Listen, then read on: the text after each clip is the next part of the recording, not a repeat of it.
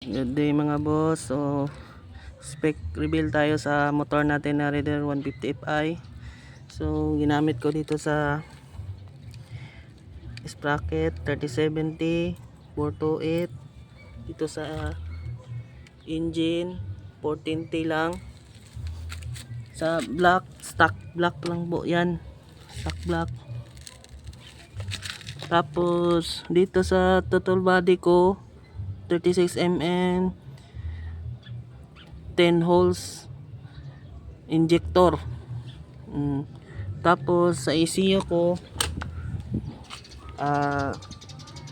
stock lang yung ECU ko, stock lang.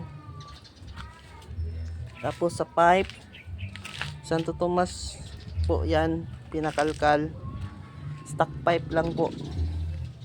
So i-test natin yung motor natin.